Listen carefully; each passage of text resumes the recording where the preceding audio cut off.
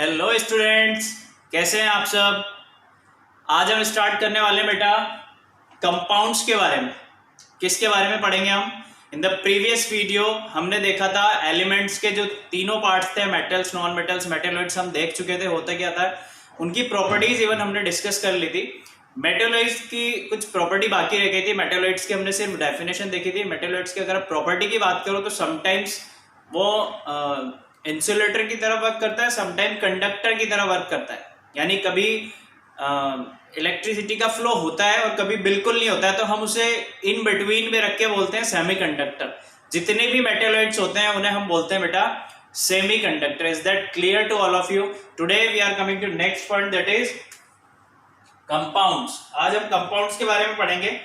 Compounds क्या होता है। कंपाउंड एलिमेंट्स पढ़ा था हमने, फर्स्ट टाइप। सेकंड टाइप है हमारा कंपाउंड्स।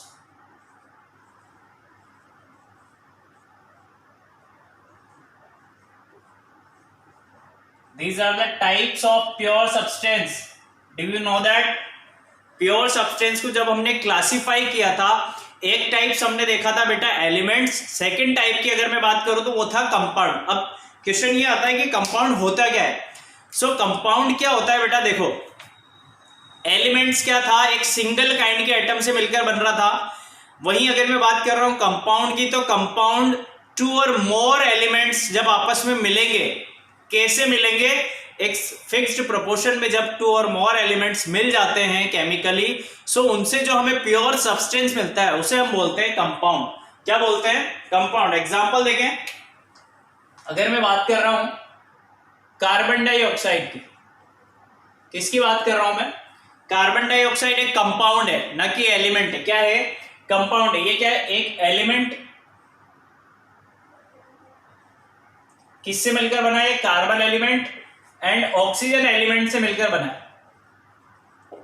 दो ऑक्सीजन एलिमेंट एक कार्बन एलिमेंट ने मिलकर क्या किया, आपस में केमिकल रिएक्शन करवा ली। जैसे आप देखें कार्बन और टू, इन्होंने केमिकल रिएक्शन, केमिकली कंबाइन हुए और क्या बना लिया इन्होंने, CO2। हमेशा कंपाउंड एक फिक्स्ड प्रोपोर्शन में ही कंबाइन होता है। Are you getting my point. हमेशा ध्यान रखना, कोई भी कंपाउंड हमेशा एक फिक्स्ड प्रोपोर्शन में कंबाइन होगा। मैं बात कर रहा हूं कार्बन डाइऑक्साइड की। सो इसका प्रोपोर्शन की अगर बात करें, कौन से प्रोपोर्शन, मास के प्रोपोर्शन में। इसका मास होता है बेटा 12, इसका मास होता है। अगर मास प्रोपोर्शन की अगर मैं बात कर रहा हूं, देखो कौन कौन से एलिमेंट है अपने पास, इधर देख लेना। हमारे पास है कार्बन, हमारे पास है ऑक्सीजन।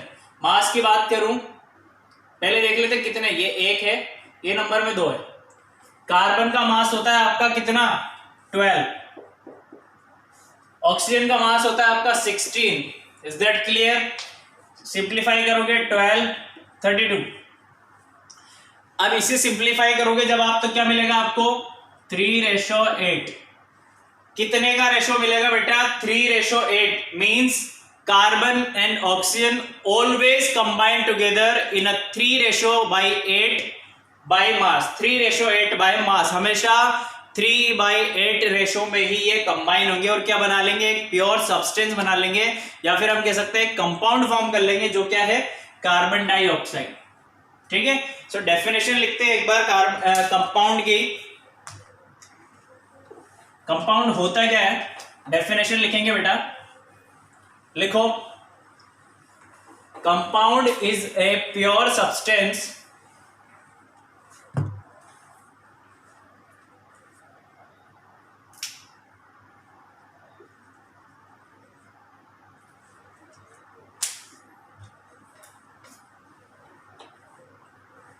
डेफिनेशन लिखेंगे एक बार। It is defined as a pure substance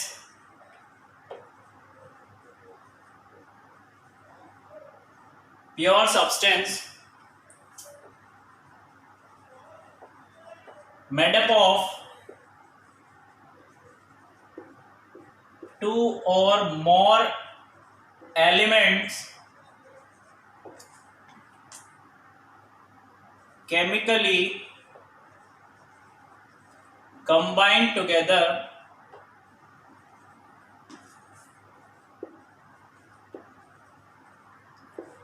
in a fixed proportion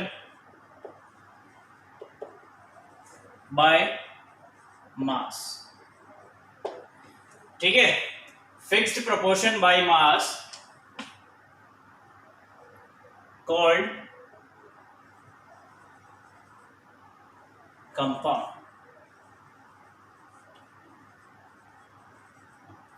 Is that clear to all of you? Compound क्या होता है बेटा?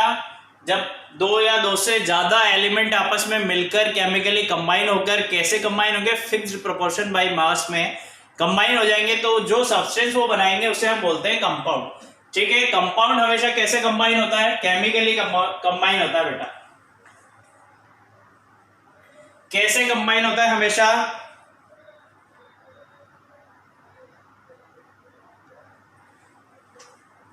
लिख लेते हैं एक और बार. A compound is formed as a result of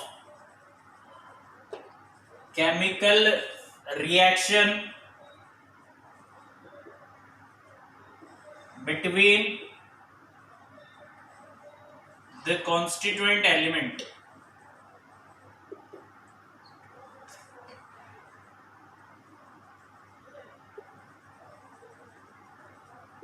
Is that clear? जो हमने लिखा है समझ में आया आपको? कंपाउंड एक केमिकल रिएक्शन होने के बाद फॉर्म होता है बेटा, जिसमें क्या होता है, जो डिफरेंट कॉन्स्टिट्यूएंट होते हैं जब वो आपस में केमिकली कंबाइन होते हैं तब एक कंपाउंड बनता है. ये हमने लिखा है. ठीक है, अब कुछ कॉमन कंपाउंड होते हैं उनको देख लेते हैं हम. सम कॉमन कंपाउंड क्या क्या होते हैं? अगर मैं बात कर रहा हूं एग्जांपल लेके, if I am talking about the H2O, किसकी बात कर रहे हैं? H2O की. तो H2O कैसा होगा बेटा? एक होगा आपके पास ऑक्सीजन. ठीक है,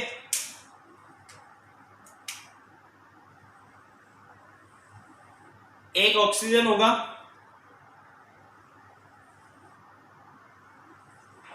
दो उसमें जुड़े होंगे हाइड्रोजन. ठीक है, इस तरीके से इसका स्ट्रक्चर होता है. अगर मैं बात कर रहा हूं NH3 की, अगर हम देखें CO2, अगर हम देखेंगे बेटा H2O2 हाइड्रोजन परऑक्साइड, तो इनका कंपाउंड फॉर्मेशन कैसा होता है वो देख लेते हैं एक बार. NH3 किस तरीके से बनता है आपका? ये होता है आपका नाइट्रोजन, इधर जुड़ा होता है hydrogen, hydrogen and one more hydrogen. ठीक है, ये आपका होता है नाइट्रोजन, इसमें जुड़े होते हैं आपके 3 हाइड्रोजन. ठीक, अगर हम बात कर रहे हैं अभी कार्बन डाइऑक्साइड की, तो कार्बन डाइऑक्साइड कैसे बनता है? ये कार्बन, ये ऑक्सीजन, ये ऑक्सीजन. कैसे बनेगा? ये कार्बन है, ये ऑक्सीजन, ये ऑक्सीजन, केमिकली कंबाइन होके ये बना लेंगे. ठीक है, H2O2 कैसे बनेगा बेटा? ये ऑक्सीजन, ये ऑक्सीजन, इससे कंबाइन हो रहा है हाइड्रोजन, इधर भी कंबाइन हो रहा है हाइड्रोजन. ये ऑक्सीजन, ये ऑक्सीजन, ये कंबाइन हो रहे हैं इनसे hydrogen. Is that clear to all of you? कैसे बना? सबको क्लियर है बेटा? स्क्रीनशॉट ले लीजिए, सबको क्लियर है? अब देखते हैं अपन डेफिनेशन के अकॉर्डिंग क्या हो रहा होता है. सिर्फ मैं ये रब कर रहा हूं, डेफिनेशन देखते हुए चलना, और अपन ने जो एग्जांपल लिखे उसे देखना कि एक्चुअली में सही है या नहीं है. चलो, मैं ले रहा हूं H2O, वाटर. क्या लिया मैंने? वाटर. चलो डेफिनेशन देखते हैं अपन ने सही लिखी नहीं लिखी. H2O इज अ कंपाउंड, और प्योर सब्सटेंस आप कह सकते हो, chemically which is made up of 2 और मोर एलिमेंट्स. ठीक है, कौन से एलिमेंट से मिलकर बना होता है ये? Made up of two elements, कौन कौन से एलिमेंट्स है वो, हाइड्रोजन एंड ऑक्सीजन से मिलकर बना है, chemically combined together in a fixed proportion. Fixed proportion कितना है इसका, 1:8 के प्रोपोर्शन में होता है by mass. Is that clear? इससे प्रूव होता है, मुझे डेफिनेशन लिखिए, ठीक है, हम क्रॉस चेक कर रहे थे एक बार कैसा प्रोपोर्शन होता है, यहां देख लेना, यह हाइड्रोजन, यह ऑक्सीजन, ये इसके लिखने के बाद यहां लिखना बेटा, ये भी एग्जांपल ही लिया है अपने, ठीक है, हाइड्रोजन, ये ऑक्सीजन, हाइड्रोजन कितने पार्टिसिपेट कर रहे हैं इसमें, 2 हाइड्रोजन पार्टिसिपेट कर रहे हैं, ऑक्सीजन कितना है, 1 ऑक्सीजन। बाय मास प्रोपोर्शन देखना है अपन को, तो हाइड्रोजन का मास होता है 1, ऑक्सीजन का मास होता है आपका 16। अब जब आप सिंप्लीफाई करोगे तो बनेगा बेटा ये 2:16, और सिंप्लीफाई करोगे आप इसे, सो ये बनेगा आपका 1:8। जो 1:8 है इसमें हाइड्रोजन कंबाइन होता है। Is that clear to all of you? अभी बताओ कोई डाउट हो किसी को? ऑक्सीजन का मास होता है 16U, हाइड्रोजन का होता है 1U, 1 में U मीन्स एटॉमिक यूनिट इनकी, ठीक है, टेक ए स्क्रीनशॉट फास्ट। अब हम बात कर रहे हैं कि कैरेक्टरिस्टिक्स होती क्या है, कंपाउंड आप कैसे पहचानेंगे, क्या क्या इसकी कैरेक्टरिस्टिक्स है, वो हम बात करने वाले हैं एक बार उसके बारे में। Characteristics of compounds.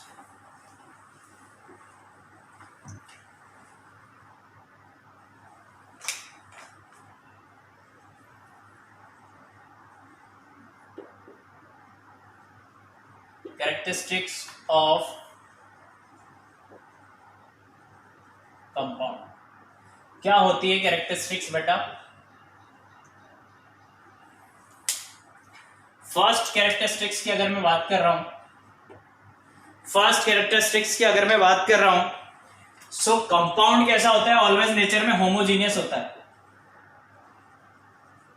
A compound is always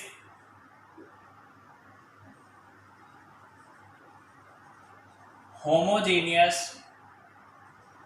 in nature. First characteristics, homogeneous means मैंने आपको प्रीवियस वीडियो में भी बताया था बेटा, होमोजीनियस मीन्स होता है आप चाहे दाएं से देखो बाएं, ऊपर से देखो नीचे, जो सिमिलरिटीज है वो आपको सब जगह देखने को मिलेगी।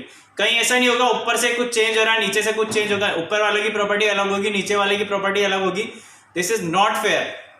होमोजीनियस होता मीन्स होता ही यही है कि आप चाहे उसे किधर से भी देखें, चाहे आप उसका ऑर्डर देख लें, चाहे आप उसका टेस्ट चेक कर लें, चाहे आप उसका कलर देख लें, all things are same in all manner.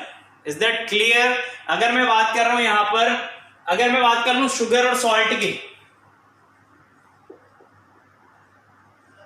Sugar and salt, sugar और सॉल्ट की जब आप बात करोगे बेटा, जब उसके पैकेट देखते हो आप, तो वो होते क्या क्या है, उनके अंदर मॉलिक्यूल्स होते हैं, छोटे छोटे से मॉलिक्यूल्स क्या करते हैं, रिपीटिंग यूनिट्स बना लेते हैं, उनसे क्या बन जाता है, कंपाउंड फॉर्म होता है जिसे आप शुगर बोलते हो। आप उसे टेस्ट करोगे तो आपको सेम लगेगा, आप नीचे वाले बॉटम पार्ट से कोई शुगर का पीस लेके टेस्ट करोगे तो सेम लगेगा, उसकी शेप भी आपको सेम ही लगेगी। मीन्स हम कह रहे हैं कि जो कंपाउंड होता है वह कैसा होता है, होमोजीनियस होता है नेचर में। कैसा होता है, homogeneous. Is that clear to all of you? चलो सेकंड पॉइंट देखते हैं। In a compound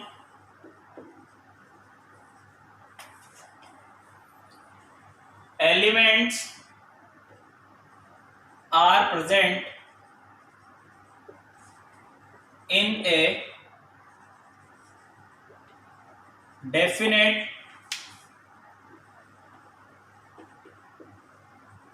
proportion by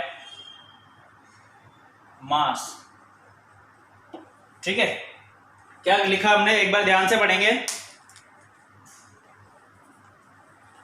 एक चीज लिख लेना, कौन से elements? Constituent elements.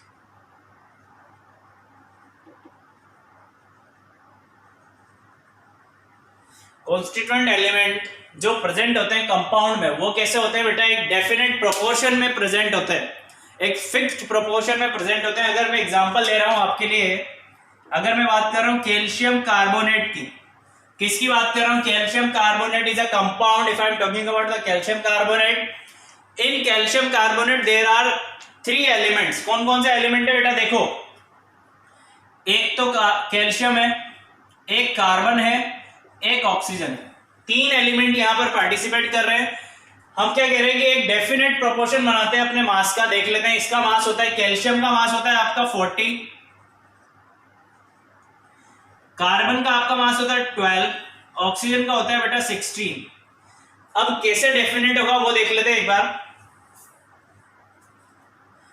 Calcium participate कर रहे हैं 1, कितना होता है मास? 40। कार्बन पार्टिसिपेट कर रहा है 1, मास होता है आपका 12। ऑक्सीजन पार्टिसिपेट कर रहे हैं 3, कितना होता है मास? 16। ये जो फॉर्मूला आपने लिखा है ये क्या है? लाइमस्टोन।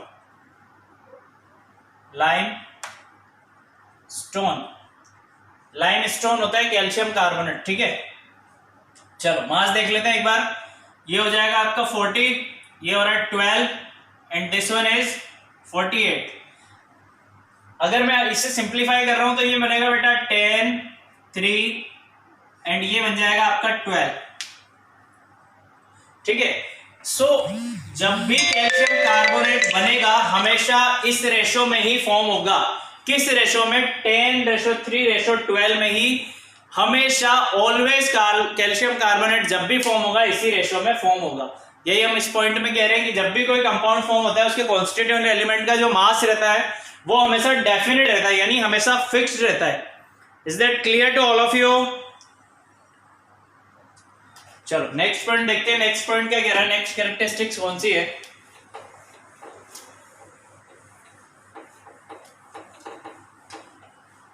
नेक्स्ट कैरेक्टरिस्टिक्स कह रही है आपकी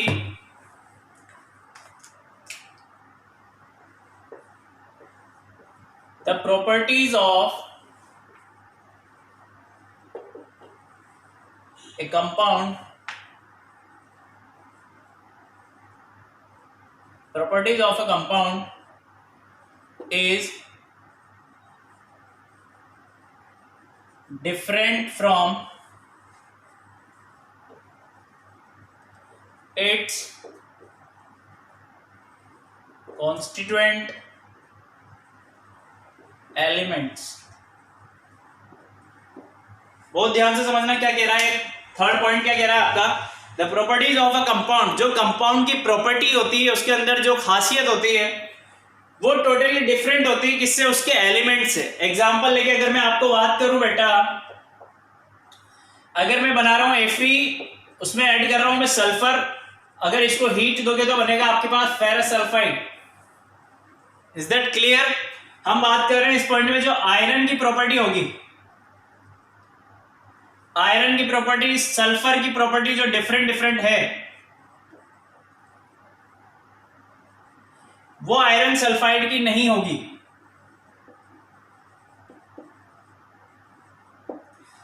इस पॉइंट में हम बोल रहे हैं कि जो हमें कंपाउंड मिलेगा उसकी प्रॉपर्टी इसके कॉन्स्टिट्यूएंट एलिमेंट से डिफरेंट होगी। बेटा जो आपको आयरन सल्फाइड मिला है इसकी प्रॉपर्टी आयरन से और सल्फर से डिफरेंट होगी। Is that clear to all of you? आपको समझ में आया? समझ में आया आपको? थर्ड पॉइंट क्या कह रहा है आपके लिए?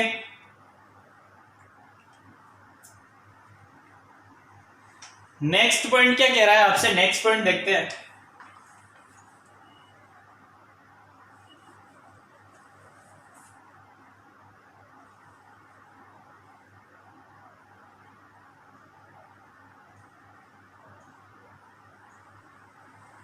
चलो ये लिख लेना। नेक्स्ट पॉइंट देखते हैं। फोर्थ पॉइंट कह रहा है आपसे formation of A compound is generally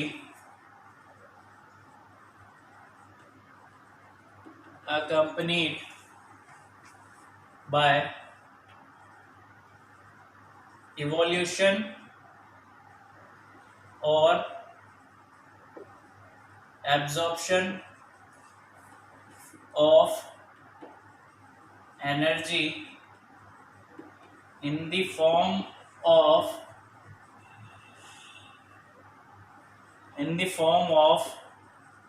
heat or light, as exothermic और एंडोथर्मिक। मीन समझना बेटा कहना क्या चाह रहा है ये हमसे कह रहा है कि जब कोई कंपाउंड बनता है, क्या बनता है, जब कोई कंपाउंड फॉर्म होता है तो उसकी फॉर्मेशन या तो एनर्जी गेन करके होगी या एनर्जी लूज करके होगी। एनर्जी किस फॉर्म में होगी, हीट और लाइट के फॉर्म में एनर्जी या तो लेगा या फिर एनर्जी देगा। सो एनर्जी लेने को क्या बोलते हैं, एक्सोथर्मिक। एनर्जी रिलीज करने को बोलते हैं endothermic. Is that clear to all of you? Point समझ में आपको क्या कह रहा है कि हमेशा जो कंपाउंड फॉर्म होता है वो एवोल्यूशन और एब्जॉर्प्शन ऑफ एनर्जी पे ही होता है। Is that clear to all of you? Next point देखते हैं क्या कह रहा है। A compound has a fixed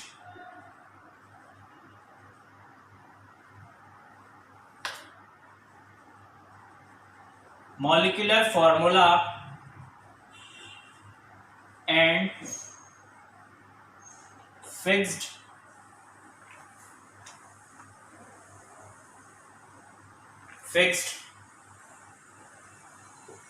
melting and boiling point।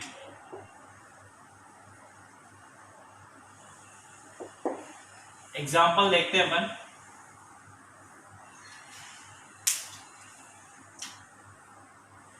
H2 क्या है बेटा, ये वाटर। चलो ये बोल रहे हैं अपन से कि जो कंपाउंड होता है, क्या होता है कंपाउंड, उसका मॉलिक्यूलर फॉर्मूला जो होगा वो हमेशा कैसा होगा, फिक्स्ड होगा। अगर मैं बात कर रहा हूं इंडिया में H2O, वाटर की अगर मैं बात कर रहा हूं इंडिया में, तो मॉलिक्यूलर फॉर्मूला ऑलवेज H2 होगा। अगर मैं चला जाऊंगा अमेरिका, मैं वहां बात करूंगा H2O की, तो भी फॉर्मूला H2O ही होगा बेटा वाटर का। मीन्स जो कंपाउंड फॉर्म हो रहा है उसका मॉलिक्यूलर फॉर्मूला कभी चेंज नहीं होगा। आप चाहे इंडिया के या फिर पूरे वर्ल्ड के किसी भी कोने में चले जाओ, आपको वाटर की बात करनी है तो उसका मॉलिक्यूलर फॉर्मूला H2O ही होगा। Is that clear? और आगे इन्होंने बोला है कि मेल्टिंग एंड बॉइलिंग पॉइंट हमेशा फिक्स होगा। बहुत सही बात कह रहे हैं। कैसे होगा देखो, अगर मैं बात कर रहा हूं melting point of ice,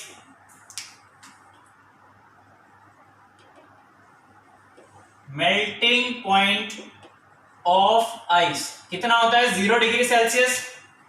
boiling point of water,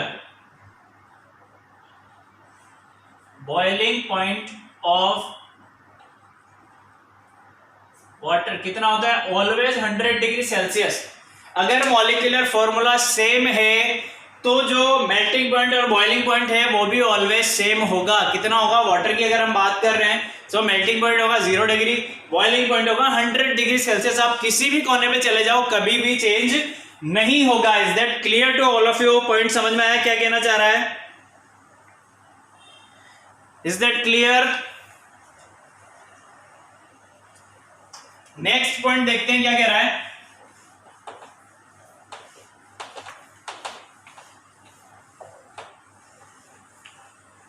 समझ में आ रहा है यहां तक बेटा? कोई दिक्कत परेशानी,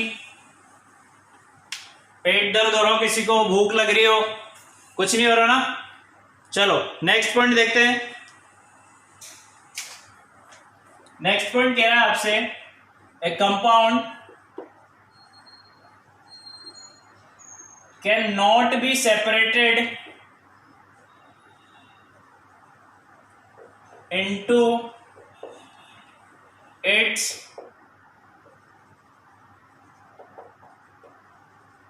constituents elements by any physical method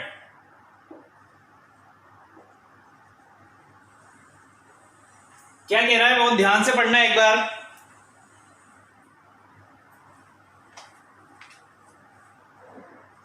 and it is done by chemical method. चलो, ये बोल रहे हैं अपन से कि जो भी कंपाउंड होता है, कोई कंपाउंड है आपके पास, if I am talking about water ही ले लेते हैं। वाटर का मेरे पास कंपाउंड है, मैं तो वाटर को मैं किसी फिजिकल जो मेथड है उनसे तोड़ नहीं सकता हूं। फिजिकल मेथड मीन्स अगर मैं उसका फिल्ट्रेशन करा रहा हूं, डिस्टिलेशन में करवा रहा हूं, इवेपोरेशन अगर मैं करवा रहा हूं, तो मैं वाटर के कॉन्स्टिट्यूएंट एलिमेंट को अलग अलग नहीं कर सकता। मुझे ऐसा नहीं होगा हाइड्रोजन अलग मिल जाए, ऑक्सीजन अलग मिल जाए, किसी भी केस में नहीं होगा। अगर आप इवेपोरेशन भी करवाते हो बेटा, तो water will be converted into the water vapour. So water vapour is also H2O। Chemical formula ध्यान से देखना, वाटर का भी H2 होता है। वाटर वेपर अगर कन्वर्ट हो रहे हैं, वाटर कन्वर्ट हो रहा है वाटर वेपर में, तो भी फॉर्मूला H2O ही होगा। There is no change in their chemical composition. Is that clear to all of you? आप कोई सा भी फिजिकल मेथड अप्लाई कर लो, कोई चेंज नहीं होने वाला है। आगे इन्होंने बोला कि सिर्फ कैसे होगा, केमिकल मेथड से। कौन सा केमिकल मेथड अप्लाई करोगे? एग्जांपल लेते हैं अपन वाटर का। केमिकल फॉर्मूला होता है H2O can not be separated by physical method. Bracket में लिखेंगे फिजिकल मेथड कौन कौन सा। फिल्ट्रेशन अगर आप कराओगे तो कुछ नहीं होने वाला, अगर आप इवेपोरेशन करवा रहे हो तो भी कुछ चेंज नहीं दिखेगा, आपको कॉन्स्टिट्यूएंट एलिमेंट नहीं मिलेंगे। आप डिस्टिलेशन करवा रहे हो तो भी कुछ नहीं मिलेगा। Is that clear to all of you? And it is done by electrolysis. Electrolysis में क्या करते हैं बेटा, इलेक्ट्रिसिटी पास करेंगे। सो H2O क्या होगा, इक्वेशन में यहां लिख देता हूं, तो ये टूट जाएगा 2H में और O2 रिलीज हो जाएगी अलग आपकी। क्या क्या आपने इलेक्ट्रिक करंट पास किया है। जब आप इलेक्ट्रिक करंट पास करोगे तो ये अपने कॉन्स्टिट्यूएंट एलिमेंट में टूटेगा। ये एलिमेंट है, ये भी एलिमेंट है, ठीक है। जब हम इलेक्ट्रिक करंट पास कर रहे हैं, मतलब हम कोई केमिकल मेथड अप्लाई कर रहे हैं कंपाउंड के ऊपर, तब ये अपने कॉन्स्टिट्यूएंट पार्टिकल्स में टूट रहा है। Is that clear? कोई भी फिजिकल मेथड इसको तोड़ नहीं सकता है बेटा। Is that clear? आपको समझ में आया? अब हम देखेंगे कंपाउंड का क्लासिफिकेशन कैसा होता है। स्क्रीनशॉट ले लीजिए जल्दी से। Take a screenshot fast, 1 2 3, take a screenshot.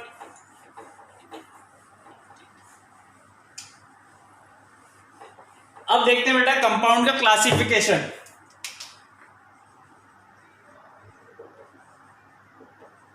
Classification of compound.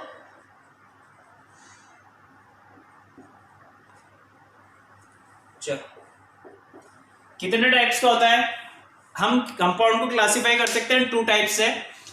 On the basis of origin of source, कि हमें मिल कहां से रहा है, और हम इसकी प्रॉपर्टीज के बेसिस पे 2 टाइप से कर सकते हैं, ठीक है। We can classify the compounds in 2 types. First one is your on the basis of origin of source. A second thing is your on the basis of properties. Is that clear to all of you? हम 2 type से compound को classify कर सकते हैं। First है हमारा origin के basis पे, सेकंड है हमारा प्रॉपर्टीज के बेसिस पे। एक एक करके देखते हैं होता क्या बेटा। अगर हम बात करें ओरिजिन के बेसिस पे, तो ओरिजिन के बेसिस पे हम क्लासिफाई कर सकते हैं कंपाउंड को बेटा 2 टाइप्स में। कितने टाइप्स में कर सकते हैं? 2 टाइप्स में। फर्स्ट होता है आपका inorganic compound. First one is your inorganic compound and second one is your organic compound.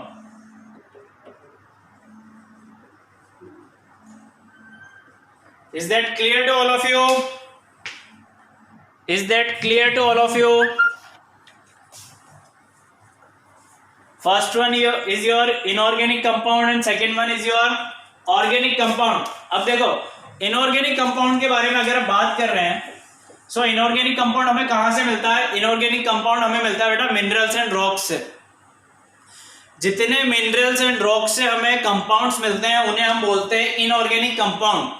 The compounds which are obtained from minerals and rocks are called inorganic. Example की अगर मैं बात करूं क्या क्या हो सकते हैं वो, H2SO4 आपको मिलता है वहां से, HNO3 आपको मिलता है मिनरल से, H2SO4 मिलता है आपको मिनरल से, H3PO4 आपको मिनरल से मिलता है, H2CO3 आपको मिनरल से मिलता है, and so on.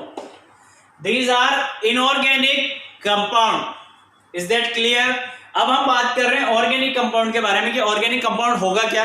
So organic compound ऐसे कंपाउंड होते हैं बेटा जो हमें किससे मिलते हैं?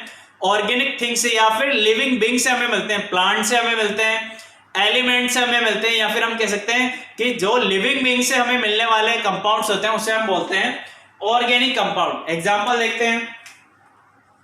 एग्जाम्पल क्या हो सकता है आपका? फॉर्मिक एसिड मिल गया आपको, ऑक्सैलिक एसिड,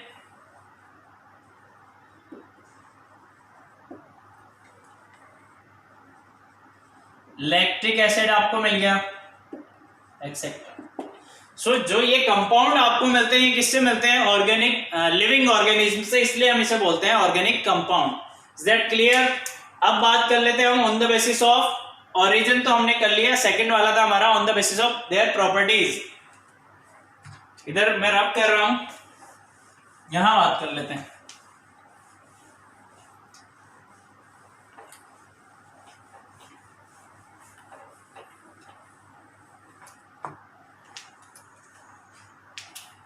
ये भी रफ कर दूं ना, आप ये भी लिख लोगे।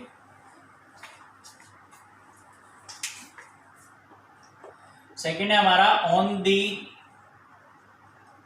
Basis of properties. अगर आप प्रॉपर्टीज के बेसिस पे बात करोगे बेटा, प्रॉपर्टीज के बेसिस पे देखोगे, so we can classify on the basis of properties.